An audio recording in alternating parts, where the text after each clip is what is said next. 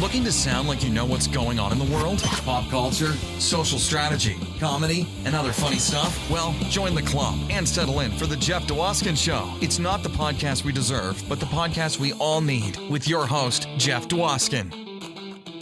All right, Gordy. Thank you so much for that amazing introduction. You get the show going each and every week, and this week was no exception. Welcome, everybody, to episode 120 of Live from Detroit, the Jeff Dwoskin Show. As always, I am your host, Jeff Dwoskin. Great to have you back for what's sure to be an out-of-this-world episode. That's right, we're about to go where no one has gone before. My guest today is Wil Wheaton. That's right, Wil Wheaton. You loved him in Stand By Me, Star Trek The Next Generation, Toy Soldiers, The Big Bang Theory, Tabletop, The Wil Wheaton Project, and a million other things. We have tons of Wil Wheaton coming up, and we're going to be talking about his new book, Still Just a Geek, an Annotated Memoir.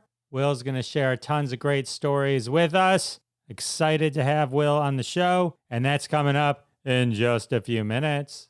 I hope you caught last week's episode 119 with Roy Schwartz, author of Is Superman Circumcised? The Complete Jewish History of the World's Greatest Hero. I got so much great feedback on that. Roy really knows his stuff, and his book Is Superman Circumcised really goes deep into the history of Superman and comics in general. So if you haven't listened to that episode yet, and you need to nerd out even more after this episode 119 with Roy Schwartz is awaiting for you.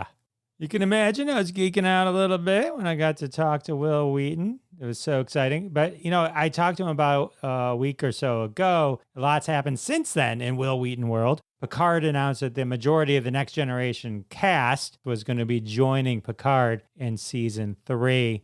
But Wil Wheaton's name was not on that list. We don't discuss it in the interview because it hadn't happened yet. But if you go to wilwheaton.net, Wil's website where he does all the blogging, Wil did write a fan fiction sequence. He wrote a little fan fiction of his own expressing how he would see Picard and Wesley reuniting. So head over to wilwheaton.net for that.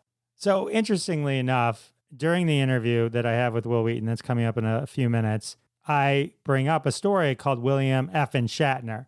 I brought it up because, one, I found it on YouTube. It had been posted 11 years ago on YouTube. It was Wil Wheaton performing the story, 23 minutes. I highly recommend it. But then in his book, Still Just a Geek, he has the full text of this story as well. And the construct of the book, Still Just a Geek, which Wil explain a lot better than I will right now, is that he's basically reflecting on old stories and annotating it as Wil Wheaton now, looking back on Wil Wheaton then. So yes, he does include the William Shatner story in the new book. So interestingly, like literally 2 days after I talked to Wil, the New York Post ran an article called Wil Wheaton Remembers William Shatner Being a Real Jerk on Set. And this was by Nikki Gostin. And she mentions that in the book, Still Just a Geek, an Annotated Memoir, Wil Wheaton recalls this infamous story about meeting William Shatner and William Shatner being a real jerk to him, as if Wil Wheaton had just brought it up for the first time in this book. So, of course, it kind of gets spun like he's just bringing this up to kind of get publicity for the book. But the story itself actually also appeared in Wil's first book, 2003's Dancing Barefoot. It seems that the person at the New York Post just really didn't understand the book or just was tasked to write a completely bait-clicky article. And that worked because a lot of other publications then used this as a source and wrote their own article about it. And William Shatner even chimed in on Twitter saying, I guess Wil Wheaton's got a project coming up if he needs to slam me. But that really wasn't the context at all. Our conversation, Wil and I's conversation that you're going to listen to real soon, we actually talk about this story, not having the context that a day later it was going to be used to kind of spin drama. And Wil Wheaton goes out of his way to tell some really great stories about William Shatner that occurred after this Star Trek V incident. So anyway, just wanted to kind of mention that. Don't believe all the drama you read online. I do want to take a second to thank everyone for supporting the sponsors. When you support the sponsors, you're supporting us here at Live from Detroit, the Jeff Dwoskin Show. And that's how we keep the lights on. Today's interview sponsor, the Comic Center of Pasadena. We've got the best in comics, graphic novels, games, curios, and just plain stuff. Need a Batman belt buckle? We've got over 75 for you to choose from. That's right. Head on over to the Comic Center of Pasadena. We're open 7 days a week, ready to serve all your comic book and multiverse needs. All right. Well, that's great. So if you want to dive into comic books, check out the Comic Center of Pasadena. Well, before you do that, I think it's time for me to share my conversation I had with Wil Wheaton with you. Time to unleash it to the world. Everybody, my conversation with Wil Wheaton. Enjoy.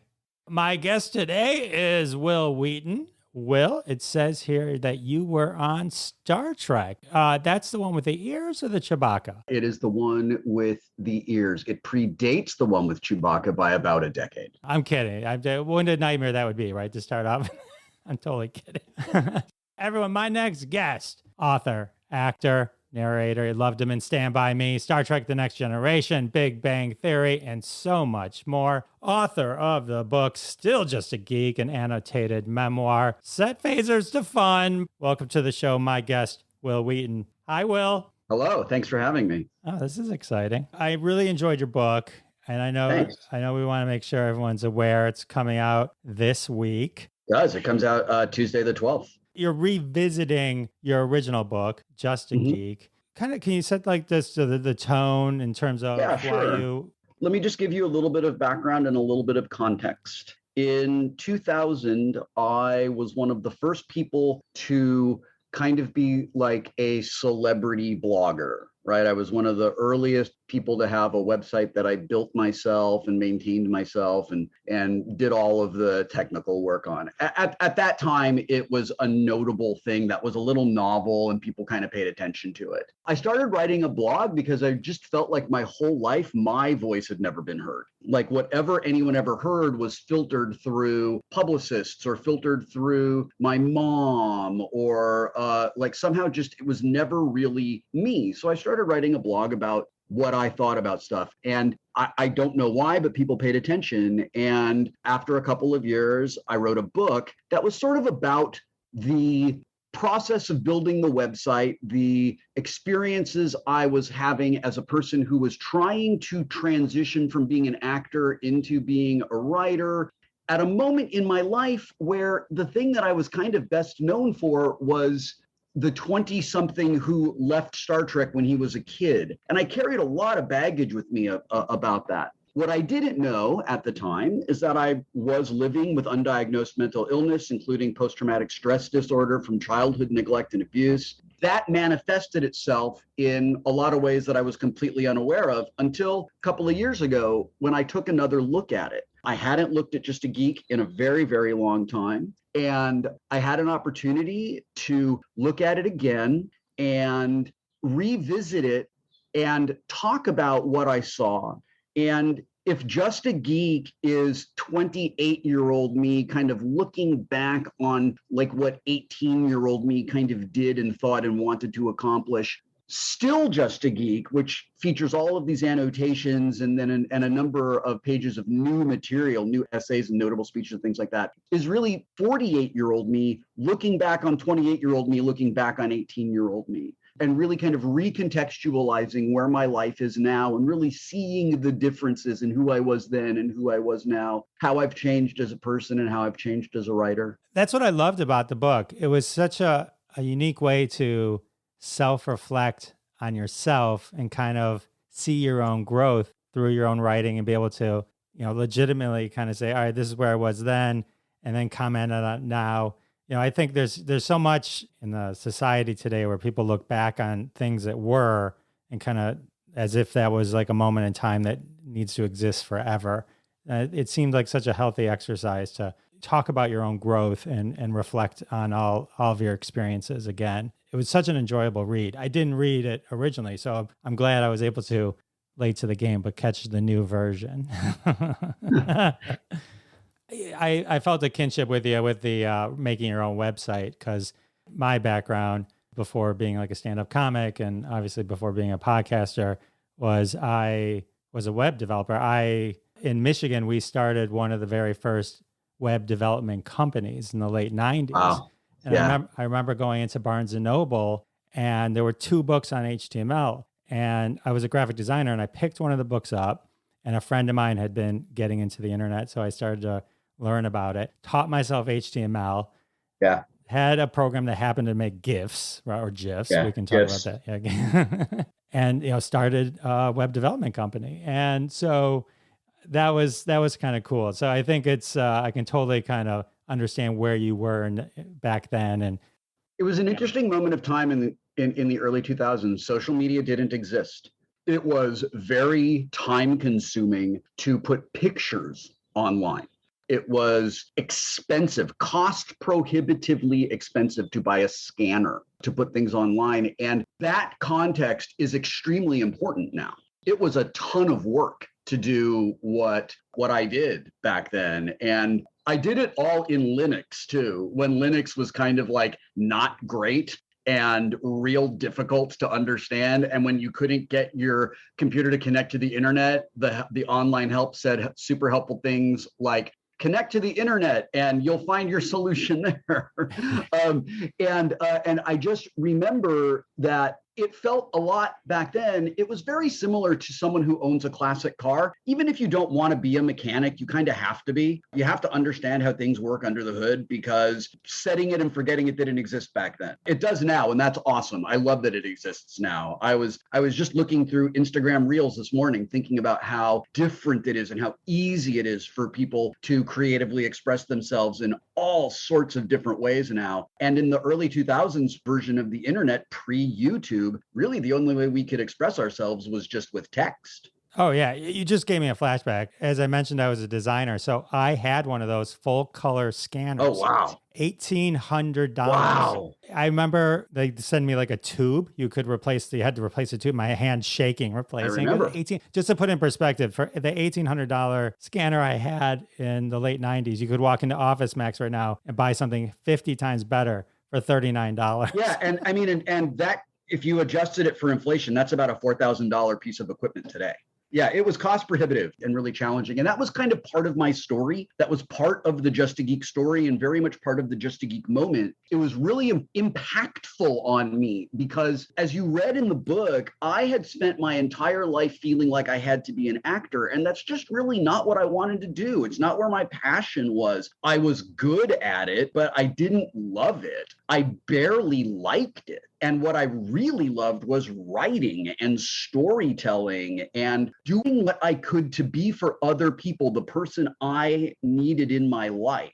And that was when all of that was happening. From my perspective, the internet felt so much smaller than it does now. And I'm sure that everyone kind of settles into their little piece of the internet. And back then, for me, it was Slashdot, Fark, and like Metafilter and Memepool. And this was even before Dig. The people who ended up doing Reddit were in elementary school then. So like none of that even existed back then. It was just a really, really different time. I listened to Hank and John Green talk about how back in the early days of YouTube, most of the YouTubers knew each other because it was easy to find one another. It was a smaller ecosystem and it was easier to stand out. It's so much harder now. There's just so much noise and so much competition. And the sense of the internet being a frontier where someone with a really great idea, but not a lot of money or a corporation behind them, the ability to kind of set out and do your own thing has, as far as I can tell, has become extremely difficult now. You're really reliant on someone else's infrastructure, whether it's TikTok or Facebook or Instagram or whatever it is. You're heavily reliant on someone else's web presence to make your creativity possible. And back then, I just felt like I had a lot more in my own hands. And looking back at that through the lens of still just a geek, I'm very grateful for how much technology has advanced and how much my ability to reach out to and interact with people who are interested in my work and what I have to say, how that has just gotten so much easier over the years. Yeah, the landscape has changed. It feels in some ways it's easier to connect with people now, but it is so much more vast and so huge and so easy to get lost. And social media not being really social, it's almost like the opposite of it. It can feel kind of empty. So, and you still blog to this day, right? I mean, wilwheaton.net still active. Matter of fact, I do. Yes. When you reflect on the acting, now do you kind of look back and think about Stand By Me and, you know, the experience that you had there with, is it more positive than it is negative? Or yeah, I loved Stand By Me. I had an incredibly wonderful time working on Stand By Me. It was beautiful. Rob Reiner was an amazing human being and a wonderful director. He was like a surrogate dad to all of us. He was one of the very first adult, maybe the first adult in my life in a position of authority who made me feel worthy. I felt no worthiness in my home. Nothing I did was ever going to be good enough for the man who was my father. And the only thing that mattered to my mother was that I was famous and got a lot of attention. She didn't care how it happened and didn't care how I felt about it. And when Stand By Me happened, I wasn't really fully aware of that yet. I was only 12. I barely turned 13 when all of that went down. And it's interesting, when I kind of reflect on it, I feel like, geez, I should have known more. I should have been more adult. I should have. And then I kind of give myself a break and some empathy and realize I was 12 years old, expected to behave with the responsibilities and gravitas and professionalism of an adult. And I think Rob and most of the crew that I can remember from Stand By Me didn't make us feel that way. They made us feel like we were all working together on something special and wonderful. We were telling a really beautiful story, and we were all showing up to do it together for each other. It was a wonderful experience. I'm so proud of it and so grateful for it. A lot of actors will spend their entire careers without anything approaching the longevity and the significance of Stand By Me to to a generation. And I'm incredibly lucky to have done that and to have built an entire career kind of standing on the shoulders of that, which is real different because for a long time I felt like I was in its shadow, and switching the thinking in my head from being in its shadow and in Star Trek shadow to standing on their shoulders kind of cleared the way for me to be the person I am today. That's so nice to hear. I mean, Stand By Me is such a special movie, such a wonderful movie. I agree. Let me ask you a question, some trivia I found on the movie. Tell me if it's Kiefer Sutherland would pick on you guys to stay in character. Never picked on me. I've heard that. I've heard that story. I have heard that story. I've heard that Jerry was terrified of him. And I don't remember him being unpleasant or threatening or scary or anything at all. I respected him. I felt like he was an adult and kind of a capital A actor. And I don't remember being intimidated or frightened at all. I felt like I was working with another actor who respected the work and who wanted to be the best character he could be. I actually kind of remember him being kind of sweet. Maybe that's obviously just me, because like all the other kids are like, oh, I was scared to death of him. And I don't remember that. When I read that, I took it more as like a method acting, how he was just trying to stay in character, not really be. Well, I mean, Kiefer was very well known back in those days for being very much a method actor. And I remember reading about this years later that he kind of like it grabbed a character and kind of kept that character living within him. And that means something different for every actor, right? I think that a lot of times we hear method and we think this is a person who just imagines they're that character 24/7 while they're working on the project. And maybe some people do that, but my experience with him there was really not like that at all. He was great. Awesome. And then the other piece that I stumbled on was your grandfather starred in Wagon Train, and your grandmother asked that Wagon Train somehow be worked into the dialogue. That is not correct. That is mistake. My grandfather, according to my mother, who is an unreliable narrator, according to my mother, my grandfather worked in the props department on Wagon Train. I presume, I don't know, there's like at least a 50% chance that's true. But I was at dinner. My mom and I were at dinner with, I think, Rob. It was either Rob and Ray Gideon, who was one of the two writers, or it was my mom and me and Ray Gideon. And we were talking about that campfire sequence. And they were talking about things they discussed when they were kids that were things kids talked about. And the way I remember it, the Wagon Train thing came up. And I couldn't tell you, I don't remember if Ray was like, I'm thinking about this Wagon Train joke. And my mom was like, my dad worked on that. or if my mom was like, my dad worked on that and then Ray wrote the joke. I couldn't tell you which way it came up. The story is incorrect, although it is tangentially related to true events. Awesome. And then I read that your roommate in college was Chris Hardwick. That is true. That is cool. And then I was watching the first episode of the Wil Wheaton Project. Yes. And there was a hilarious little routine that you guys did where Chris Hardwick came in and did a little did a little thing with you on that show. Yeah, it was Chris was like the Talking Dead franchise was at its peak, and he came in and instead of doing an after show, he did a during show that was really, really, really funny. I'm pretty sure it's online somewhere. Oh yeah, I was just watching. It was like it comes on, he does Talking, the Wil Wheaton Project, and then they replayed the clip from 5 seconds ago on the show. Yeah, it was very funny. That was written by a guy named Doug Caro, who was the showrunner on Wil Wheaton Project. I love Doug. He's real funny, and I was real lucky to get to work with him. I love the idea of that show. When I would watch Talk Soup and those kind of shows, which this is like the Nerd Geek version of, I was always like, that would be the greatest job in the world.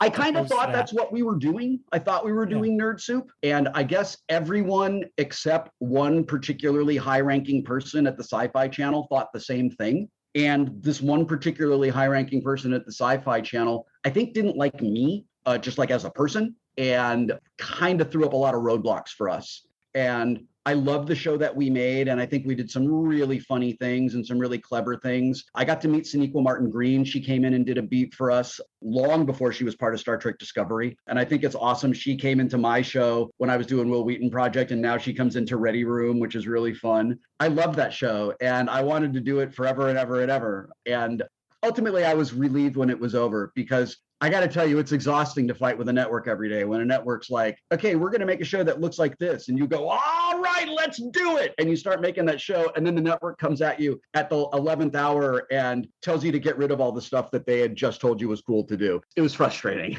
but I worked with wonderful people on it. And as I write in Still Just a Geek, in 5 years, no one will even remember that show ever existed. And I think that's an extremely important, a really important piece of perspective to have on the things that we create.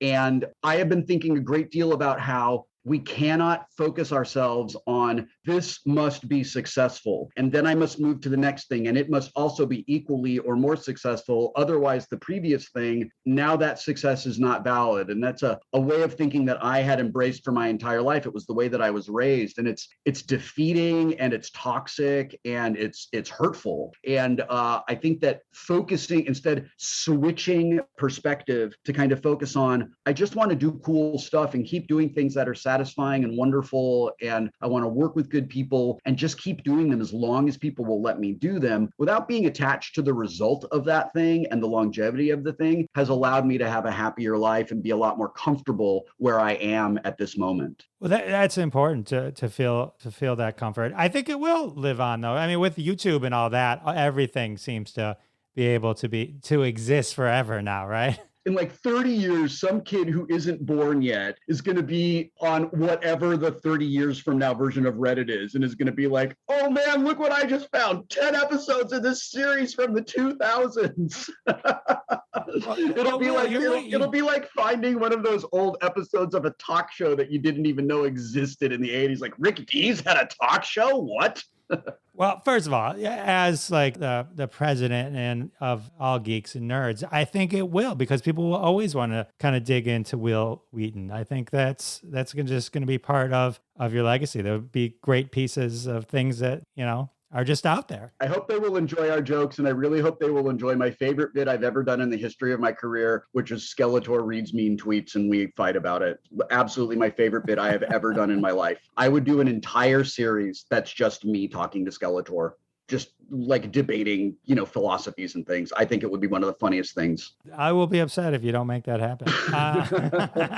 So you mentioned the Ready Room, which is kind of now like the Star Trek version of the Wil Wheaton Project. Yes, right? I introduce each show by saying it is your official online hub for all things Star Trek universe. I love it. So how does it feel to kind of be the MC, the ushering in all the new episodes of everything? I mean, because Star Trek is like, it's everywhere again. I mean, there's so many series happening, and I love it. I'm so grateful for it. It's my favorite job I've ever had. I get to watch Star Trek months before anybody else does. And then I get to apply my experience as a member of Legacy Star Trek with my experience as a lifelong Star Trek fan and write questions and commentary that hopefully bring those two things together in a unique way. And it is my goal to bring my fellow nerds into the room where it happens and talk a lot about process and talk a lot about the philosophy of Star Trek and what goes into the technical experience of creating these things. It's fascinating to me. I think it's very easy for these shows to just kind of almost become like they get real close to fan fiction and fan service if they're not done well. I think that it's real easy for it to lose its objectivity and just kind of become promotion. And in a really meaningful, really important way, these shows are all of our after shows are all about the promotion of kind of the main dramatic or show or whatever that we're watching. But what I hope makes Ready Room special is it is the result of me spending all but 13 years of my life as part of Star Trek. And I hope that brings a perspective to it that is enduring and remains as interesting to the audience as it is fun for me to explore. I also love meeting these actors, like when I get to sit down and talk to anyone from the cast of Star Trek Discovery or Strange New Worlds or any of them, I'm a massive fan of the show, but I have to keep reminding myself I am their ancestor as it goes to Star Trek. And when I talk to the young people, especially Blue and Ian from Discovery, I get to talk to two young people who also know what it's like to be 18, 19 and on Star Trek. And there's not a lot of other people in this world who I can share that experience with. And if I can be for them a person who didn't exist for me when I was them, I will seize that opportunity. And hosting Ready Room gives me an opportunity to know them and kind of be part of them. And it's weird, man. I turned 50 in July, and I'm really like one of Star Trek's old men. I'm one of the legacy Star Trek people. That's real weird. There's only one Star Trek series that is older than mine. That is also very weird. I will always feel like I am a teenager when it comes to Star Trek. That, in addition to all of this other weird stuff, continues to be incredibly weird. But it's really fun. As we've done them for a couple of years now, the control room and I have really found a magnificent rhythm that we're all just in, and we hand stuff off and pass things back and forth. I kind of feel like maybe word has gone around the sets that Ready Room's fun, that it's a positive, nurturing, celebratory environment hosted by somebody who loves this as much as the actors do. And I feel like there's always been a level of availability from the actors going all the way back to when we started this for Picard. But I am feeling an enthusiasm that maybe wasn't there at the very beginning that I really love. Well, I can't even imagine someone else hosting this show. So they must feel. I watched the episode with John Delancey, and I'm excited to kind of dive into some more of them. But it was great for I think almost any level of Star Trek fan, because you kind of welcome it and you give just enough information on the characters or backstories to kind of make people feel welcome into this universe. But I mean, I know you're a lifelong fan of Star Trek, and as you mentioned, Legacy. Can't believe when you say it out loud, 14-year-old Wesley Crusher is 50 years old. But imagine how it makes me feel. Imagine how it makes my cast feel. But it gives you that rare opportunity to be Legacy, and you're going to be around for a while, and you can usher in many decades of Star Trek in the future as well. So that's pretty cool. That's really awesome. So that's a great thing that you got going on. You mentioned Rick Dees in passing earlier. Yeah. Part of when I'm digging in, I'm going through the web, I found 3 talk show appearances that you did. Talk about things living forever, right? Yeah. These are from 2010. So this was Into the Night with Rick Dees, 2010. This was you coming on, kind of breaking into the world that you were going to transition out of Star Trek: The Next Generation. And then you were on Arsenio Hall. I saw that, and you taught him the word stoked. That would have been about 87 or 88. Rick Dees would have been about 1990, I think. Oh, was it? Maybe it was. It was could have been uploaded in 2010, but that happened when I was in my teens. My dating doesn't make sense.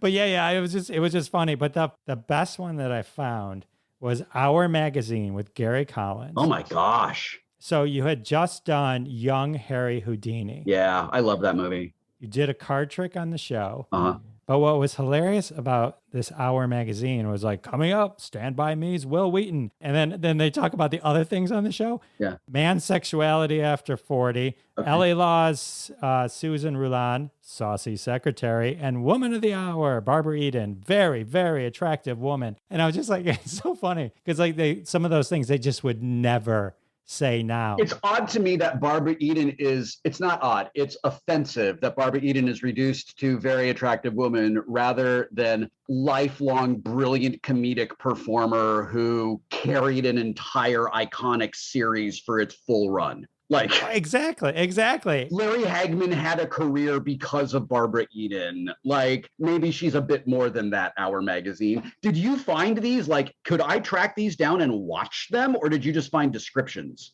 No, I found them. I'll try and find them again and I'll Oh my God. Yeah, I would love that. So the other thing that was cringeworthy was Gary Collins saying to you, "Hey, Will, I hear you like older women," and then almost implying like he was trying to pass Barbara Eden off on you. Oh, listen, I appreciate Gary Collins trying to like do me a solid and wingman me up with Barbara Eden, but maybe there was an age discrepancy that was a little inappropriate. It was just such a snapshot in time that would not fly now. It was just so funny. It was just so funny. Talk to me about your relationship with Gene Roddenberry. I didn't know Gene really well, but my relationship with him was extremely positive. It was lovely. He made me feel special all the time. He always made me feel like he valued what I had to say and that he listened to me. And that was something I was really unaccustomed to in my home and something I was really unaccustomed to just kind of in life in general. But I especially felt it at home. I especially felt unheard and unseen in my home. And Gene was one of those rare adults who really made me feel worthy and like he was glad that I was there. I read that you were one of his favorite actors, but also favorite characters, that Wesley Crusher was absolutely one of his favorite characters. So the story that I have heard, and I think that most of this is true, I don't know how much of it is apocryphal. So take it at, I would just say take this at face value. The story goes that Gene wanted a young character on his new Star Trek show who was smart, who was capable, who was wise a little bit beyond his years, who could bring kids into Star Trek the way like Will Robinson brought kids into Lost in Space, but without it being a kid's show. He wanted a kid who could talk to other kids and meet them where they were at in their lives. The first few seasons, first season especially, and the first two seasons, I think the writers largely didn't accomplish that. I think they just didn't know what to do. I think a couple of them were kind of stuck in that kind of Lost in Space style writing idea and couldn't see him really outside of those confines. I do remember once I was at a con and some fans, egged on by somebody who worked on the show, really were giving Gene a really hard time about Wesley specifically. And I was in the audience watching him. And I'd never seen Gene get mad. And I remember Gene getting mad and Gene saying, I created this show because I wanted to make the show I wanted to see. And I wanted a smart kid on my show. And there are smart kids in the future. And if you have a problem with it, tough. This is how it's going to be. And the way I recall it, it kind of shocked the room into silence. And it was like, Dad's mad at us and we should be quiet now. And I didn't feel like he was standing up for me. I felt like he was just saying, look, man, this is my art. This is my story. This is my creation. And this is what I want it to be. All of that said, Wesley was little more than an idea for the first couple of years of Star Trek: The Next Generation. And he never really got to where I think he would get if he existed today for a ton of reasons. A lot of them I talk about in Still Just a Geek, and I've written about him a lot in, just on my website in general. But I know that I know that Gene loved him. He named him after himself. Gene's middle name is Wesley. And he was protective of him, and he was protective of me. He made me feel looked after, which I really valued, and made me feel cared for. That's awesome. Why do you think there was friction with like with the fans with your character when you reflect on it? He was poorly written. He was appallingly badly written. I've talked about this for years because as you can imagine, I have been asked this a lot in the last several years of my life, and by years I mean decades. Wesley never really got past being an idea. He was real smart, and he was kind of like, and he was so smart that he was real insightful and saw things. And the writers would have someone like Picard give Wesley a task, or have Riker give Wesley a task, and Wesley goes and completes the task. And as he's attempting to complete the task, he's running into adults who don't listen to him. He's running into adults who don't respect him. He overcomes all of that. And he comes back to Riker or Picard and he's like, yo, I did the thing you wanted me to do. And it contradicts your presumption about the solution to the problem. So alter course. At which point Riker or Picard goes, well, we're not listening to you now. You don't know what you're talking about. And then a few acts later, they come back and go, oh, Wesley, you were right all along. And the audience gets enraged. The audience doesn't want their captain and first officer to be outsmarted by the 14-year-old. That's terrible writing. You can get away with it one time. Maybe one time. And the one time it actually works is in the episode Final Mission, which I think is my best work in the entirety of Next Generation, where Wesley and Picard crash land on a planet in a shuttlecraft with a weird dude who ends up dying. And Wesley's got to like break into a fountain to save Picard's life. And that is the one time where, yeah, rise to the occasion, kid. Let's see what you can do. And you can pull all this stuff off. And it's great. Had they done that a little more consistently, I think he would have been a more popular character with adults. I will tell you that I have learned over the last 20 or so years that people who are my age loved him from day one and never disliked him. It was the 20-somethings in 1987 who hated him. It wasn't the teenagers. So it was people who were, one, outside the demo. So they were predisposed, he wasn't for them, but also he was very poorly written. And by the time he was well written, I was out. Got it. I think one aspect that shines a light on how well the character was loved was how they incorporated into the Big Bang Theory. Yeah. And Sheldon's feeling of the Wil Wheaton, of the Wesley Crusher character, and how it kind of manifests into evil Wil Wheaton, if you will. I have had the privilege of meeting so many real life Sheldons of every gender identity who love Wesley for the same reasons Sheldon loves Wesley. They felt very seen by him. They related to adults saying, hey, you're smart, go do this. And then those very same adults being mad at the kid for doing it, right? I just hear that all the time. It was incredibly fun to play evil Wil Wheaton for the first few years on The Big Bang Theory. And I was initially kind of bummed when the writers and the showrunner altered the course of the character to make him more of a friend than an adversary. And I was bummed. I thought that meant that I wasn't going to get to be on the show very much anymore. And I was wrong. It just changed it. And it let their version of me exist in their universe. What a gift that was. It was, I think a lot of people probably rediscovered you that way, right? Yes. And it was so well done. I mean, I went and I rewatched the scene when you guys are playing the table game, the competition at the comic book store again. Mystic Warlords of Ka'a. Yes. And just that whole exchange, the way you dupe Sheldon to win in the end with the story about your grandma. I mean, it's some of the best Big Bang Theory, I think. Jim's physical comedy as he does his impression of Shatner's rage explosion in Wrath of Khan is so funny, and it kills me every single time. So funny, funny. And then as I was kind of digging into the clips just to kind of rewatch some of the highlights again, I was reminded of the Wesley Crushers. Mm-hmm. Such a funny, that whole scene where he's trying to explain to them how you say it. It was so funny. That scene was originally almost a full page. It just kept going. And it got funnier every time I saw it. And eventually they were like, it's too long. We can do the same thing with like 3 lines. It doesn't have to be the full page. They went through a lot of different reads on that. And it was just hilarious every single time. And then you walk in and go, they named their team after me. Yeah. I have a couple of Wesley Crusher's bowling shirts that have been given to me over the years by people. I very rarely break them out, but I cherish them. Oh yeah, that's so cool. So I was talking to the writer of the first few Sharknado movies, and we talked about you. Yeah. And I was like, that the tie-in with when you were doing the cameo in Sharknado 2. Yes. And then it gets mentioned on The Big Bang Theory. You kind of tied those together. That was pretty. I did that in Sharknado 2 because David Latt, who is the founder of The Asylum, the film company that makes all those magnificently just awful sci-fi monster movies, David wrote and directed a fantastic indie comedy called Jane White is Sick and Twisted in the early 2000s. And I co-starred in it with an actor named Kim Little, who is David's wife.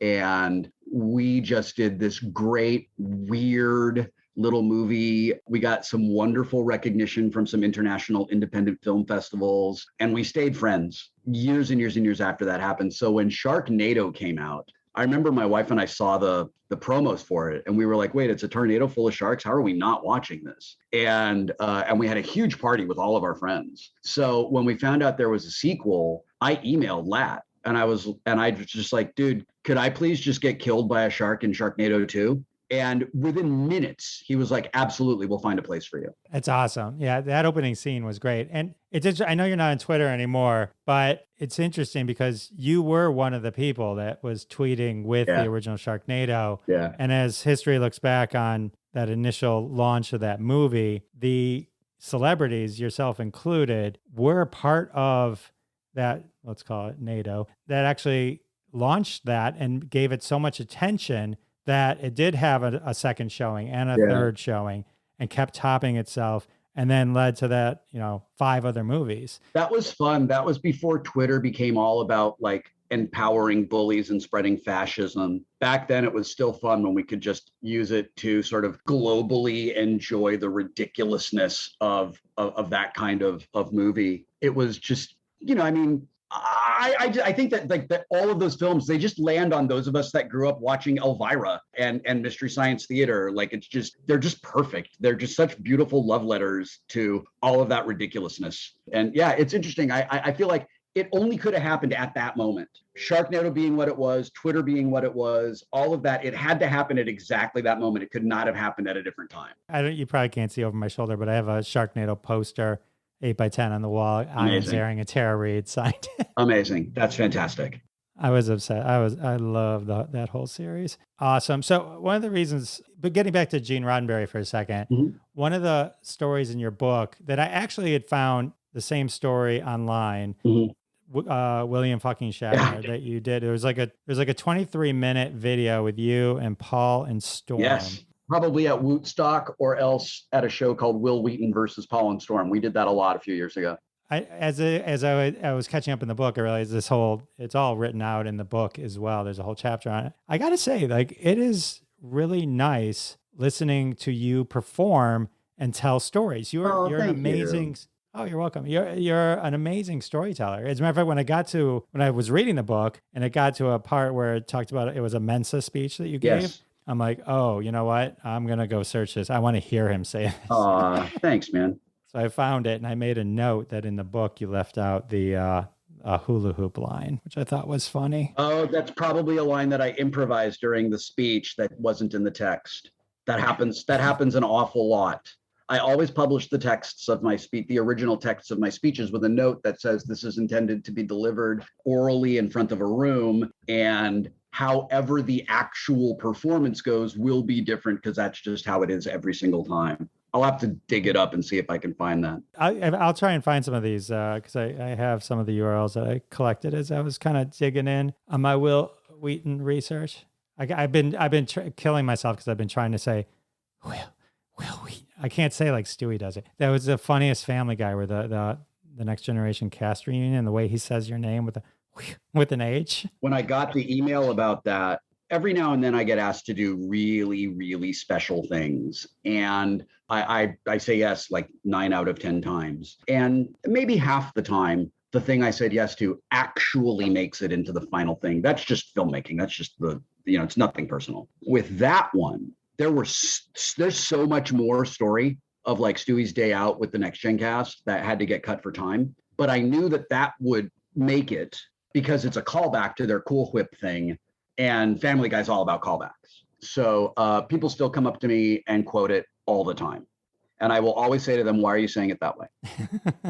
It was so funny. It's always great, like when people go on Family Guy and can kind of laugh at themselves, like the whole cast, Patrick Stewart, all of them. Like it was just so funny. But the reason I brought up the William fucking Shatner story was as kind of a bow to the Gene Roddenberry thing. I won't give away the story because people can read it and go to get the book. It's a great, great story. But it was wonderful how he made Shatner mea culpa to you. Yeah, I mean, it really meant a lot to me. It meant a lot to me, however that happened. And I don't know, I will never know exactly how all of that went down. The ultimate thing that is really important is that somebody I respected and looked up to really hurt me. And a different person who I respected and looked up to loved me and looked out for me and looked after me and stuck up for me. And this comes up over and over again in the book in a lot of different places. I did not have people standing up for me in my life. I had people who were exploiting me and wringing every last piece of everything out of me that they could possibly get with absolutely no regard for how it affected me as a person. And that was a very significant moment where I really felt loved and protected. Not just by Gene, by everyone in my cast. Yeah, all of them came to Brent Spiner. All of them kind of came and really had your back on that. Yeah, they really did. It was wonderful. Yeah, sometimes you can't meet your heroes, right?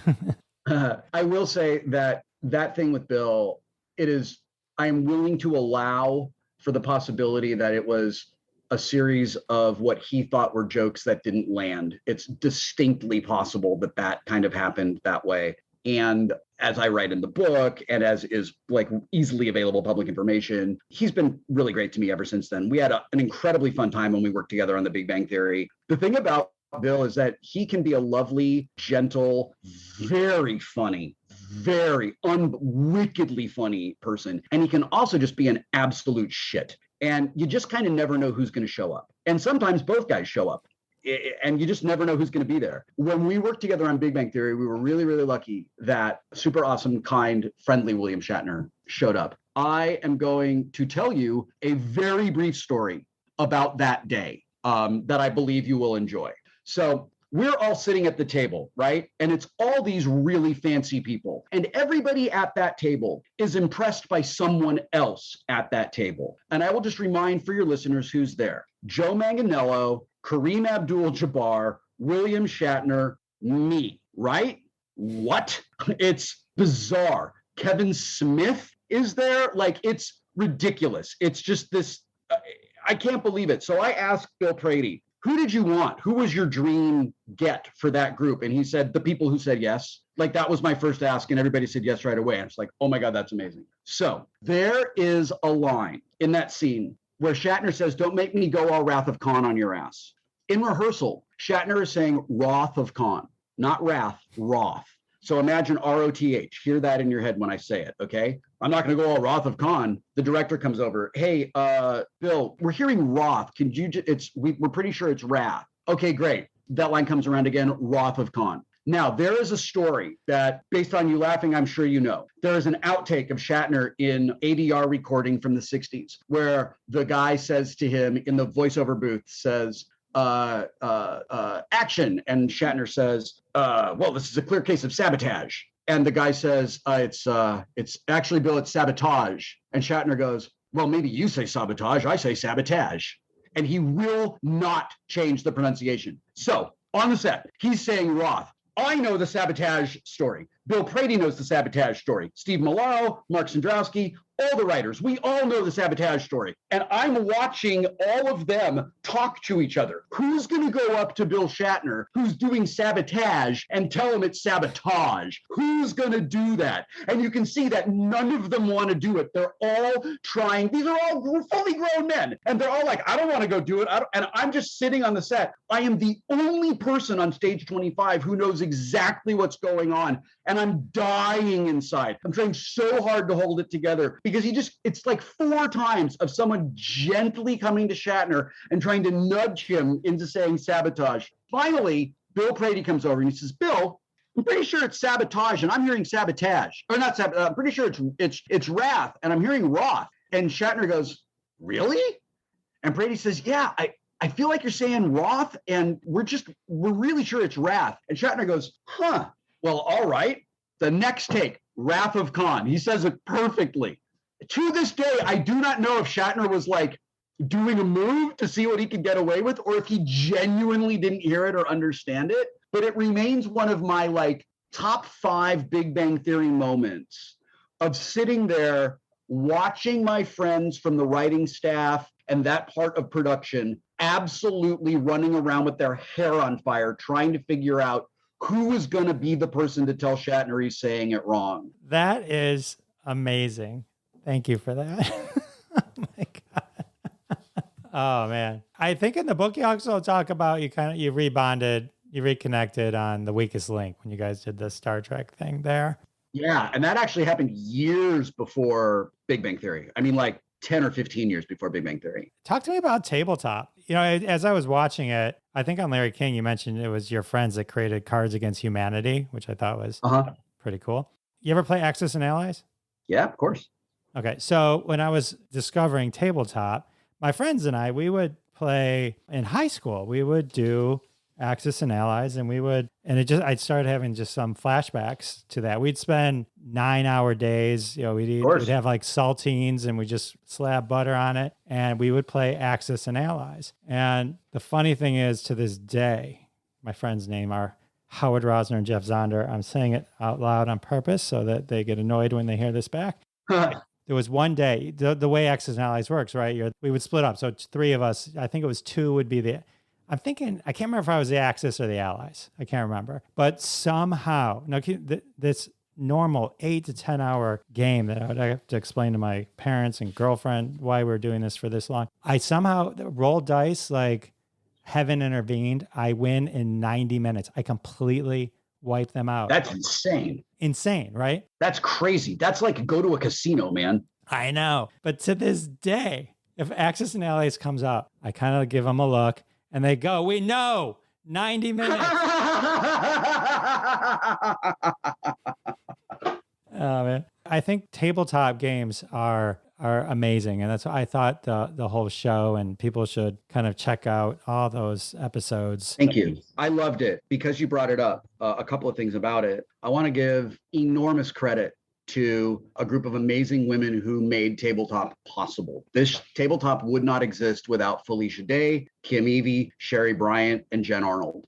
They were amazing. Nearly every good idea that went into shaping the direction of Tabletop and kind of the tone and the language of it was developed in meetings with them. And the show would not exist and would not have been successful and as long-lived as it was without all of their participation. I really miss it. I'm really sad that it is over. I will not ever work for Legendary Digital Entertainment if I can help it. And that means Tabletop, and anything that I did with Geek and Sundry is probably never going to happen again. But I have not completely eliminated the possibility that some point in my future, I might do something that is similar yet legally distinctly different from Tabletop. Maybe something where I get together with a couple of friends and we play a board game together and we talk about it in some way that is legally distinctly different from Tabletop, because it was really fun. And I'm proud of what we did. I'm grateful for what we did. We have left a very clear legacy in the gaming industry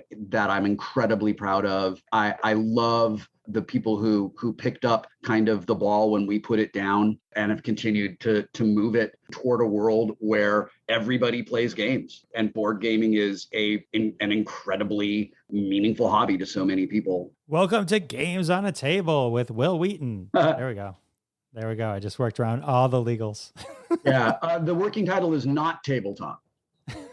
Oh, man. Sorry is a family favorite. Yeah, that's the one game that my wife and I can play all the time because it's one of the very few games where there's enough luck involved that my min-maxing and extreme gamerness doesn't wreck our ability to have fun together, because you just kind of have to count on what happens with the cards. Oh, really? Because in our family, when we have all 4, my wife and my 2 daughters, and we play, it can get cutthroat, and it'd be like, you can't, no, you got me last time. It was like, it causes a complete breakdown in the family units, but but I love it. We have an old school game from like when I was a kid, the board. So Yeah. when you roll, you know exactly where 8 is and 7 is and 12, and it's awesome. So I know I can't believe that the time's just kind of flying by. I do want to say that one of the things that kind of really touched me when I was reading the book, I was reading the part about where you talk about your chronic depression and the panic attacks and dealing with that. And it's an amazing message about not being ashamed of having any form of mental illness. But there was one particular thing that you said in the book that kind of really struck me. It was just do something for future you. Yeah. And I got to say, it was funny. I know this is meaning, this isn't like the biggest thing in the world, but I was just like, I had put off so much Yeah. that day while I was just kind of digging into the book and stuff. And it says future you. And I looked at the time and I realized I gotta go take care of myself for a minute, Yeah. go work out, go do all these things. But it's a really great mantra just to have, like when you're kind of thinking about, there's so many times in your life where you can kind of say, I'm not going to do it. But it's like, think about like how future you is going to think and thank you for it. It was an interesting way to think. It's kind of a way to trick ourselves into loving ourselves. It's a way to trick ourselves into doing kind things for ourselves. Like, you know how there's a person in this world who you love more than anybody in the world, and you would never say an unkind thing to that person no matter what. And you might even like get in between that person and another person who's being unkind to them. You should treat yourself exactly the same way that you would treat the person you love most in the world, because you can't love another person until you love yourself. And when you do kind things for yourself, you're really taking care of yourself. You're just practicing self-care. And it can go in all these different directions. For me, it comes up on Wednesdays because Wednesdays when the damn trash cans have to go out, and I fucking hate it. And there will be several times during the day on Wednesday where I'll just look at Ann and go, oh, it's fucking Wednesday. And what I've started doing now is the first time I do that, I trudge out to the yard and I do the whole thing myself and I finish it all, and then spend the rest of the day starting to think, oh, it's wet. Oh no, it's not. I already did it. Thank you, me from a few hours ago. There was also a day recently with the book coming out, I needed to sign a whole bunch of hundreds of book plates to go off to England because it's just not possible to do international travel for us right now and travel and signings and things like that. So I had worked it out so I could do like 10 a day. I was going to sit down for like 2 minutes and just go ba ba ba ba ba, and then anyway, I ended up signing all of them at once in a multi-hour marathon. And I said to Anne more than once, boy, I tell you what, me from the past has accumulated a significant debt that me from this moment is paying off. And like, I accept it. I know that me from the past had other things to do, but like, I'm not doing this to future me the way past me did it to current me. Which I know creates a lot of time as a flat circle weirdness and Spider-Man pointing at each other memes in people's heads. But if you stop to think about it and visualize it, the math does work out. Oh, it totally does. There's always those times where you do something and you realize, oh, I did it. And when the anxiety of having to do it and you realize it's already done, there's no greater feeling than that, actually. Yeah. Well, I can't thank you enough for hanging out with me. This was so much fun. I really, really, really appreciate it. Let's plug the book one more time. All right. It's called Still Just a Geek, an Annotated Memoir. It drops April 12th. It is available in print, ebook, and audio. I will tell you this about the audio version. There is additional material in the audio version that I remembered things during the narration of it. And I would have comments about things that I did not remember when I did the writing of Still Just a Geek. So there's a few additional little pieces in there. And if you really want to hear my voice and my words, that's the way to do it. But it's available in every format you can imagine, in every place that you can possibly get books. I've worked real hard to make sure that it is available in libraries everywhere. Someone will always say, where do you want me to get it? And the answer is, I want you to get it where it's easiest and most convenient for you, because ultimately I just want you to share the experience of reading it. I would like the opportunity to take up an awful lot of your time. And if that's still not a good enough answer, I would love for you to get it from an indie shop, because indie bookshops always, always, always need our support no matter what. Absolutely. And I do encourage everyone to get the tangible version of the book. I think that's something so missing from the world is just nothing like holding a good book.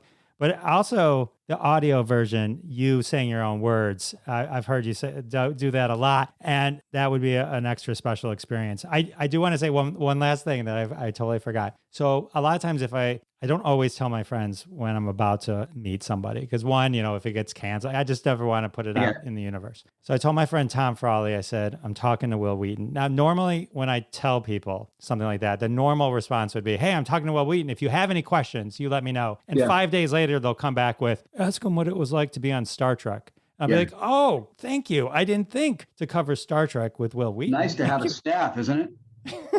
That's what he said. He was talking about how you did the audio for the book Ready Player One. Yeah. And he said it was excellent. He says, and I assume it was quite the meta moment, given that Wil Wheaton is actually discussed in the book.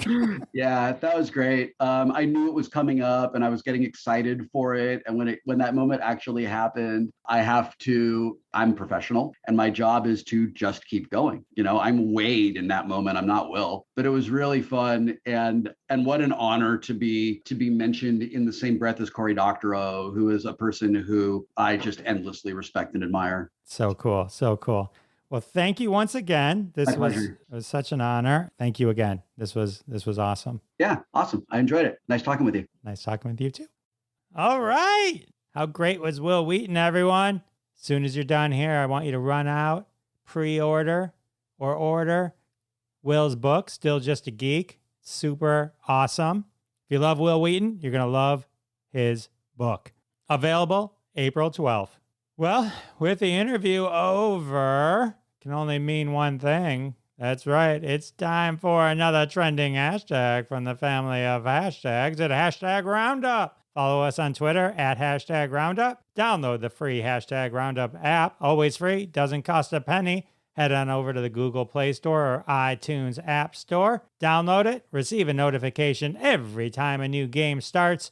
Tweet along with us, and one day one of your tweets may show up on a future episode of Live from Detroit, The Jeff Dwoskin Show. Fame and fortune await you.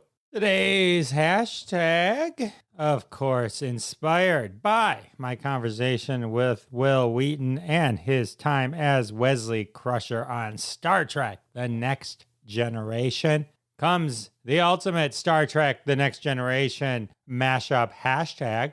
Hashtag Star Trek TNG songs, brought to us by our friends at Friday Fondue, a weekly game on Hashtag Roundup. Hashtag Star Trek TNG songs, Star Trek The Next Generation songs, the ultimate Star Trek The Next Generation show song mashup.